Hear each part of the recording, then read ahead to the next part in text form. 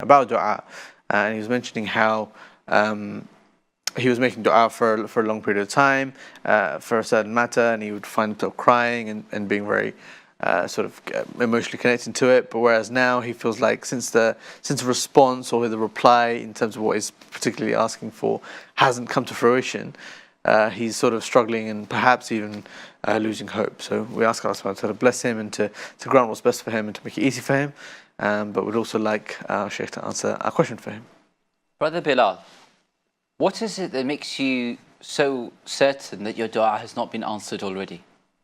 How do you know that when you raised your hands and your voice in hushed tones was raised to the heavens, that Allah Rabbul Izzati wal Jalal had not already said be, and it was, and it's already decreed that what you're asking for, what you're pleading for, has already been granted to you, and that it is on its way, but it will come at its rightful time when it is good for you? How do you know that's not happened?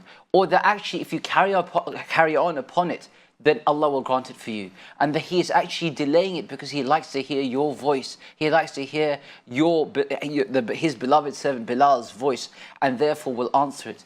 And how do you know that He hasn't perhaps averted from you something which is equivalently harmful that was coming your way and has now been offset as a result of this, and that your continual dua will actually grant you that which you're desiring and that which you seek and that which you need?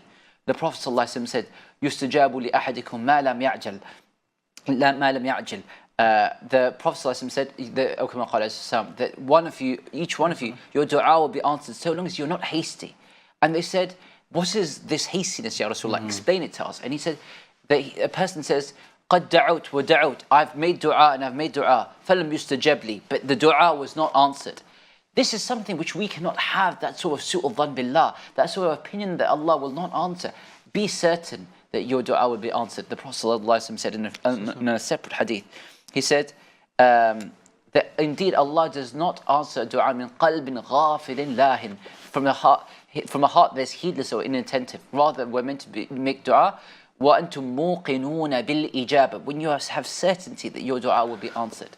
And then see how this engagement with the act of ibadah, of dua, will give you far, far, far more than you could ever have dreamt. Because not only will you be granted that which you are seeking, desiring ultimately, but you will get far more than that. Namely the thawab with Allah, and namely even more than that, the closeness and the proximity of Allah, and the opportunity to speak to your maker, master, and cherisher Allah Jalla wa Ala. And the Quran says, أَمَّن يُجِيبُ الْمُضْطَرَّ إِذَا دَعَاهُ, and who is it who's going to respond to the one who's in desperate need other than Allah? It will be Allah. And Allah has done this to us before. So then why are we not certain that He will do it for you? I ask Allah subhanahu wa ta'ala bi-asma'il husna wa sifatil ula, that He should grant you that which will give you comfort and coolness in this world and the hereafter, and to all our viewers alike. Ameen.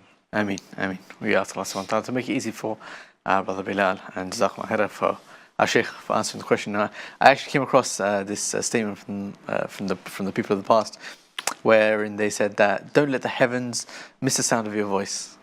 Meaning, don't stop making dua. Yeah, continue knocking at that door.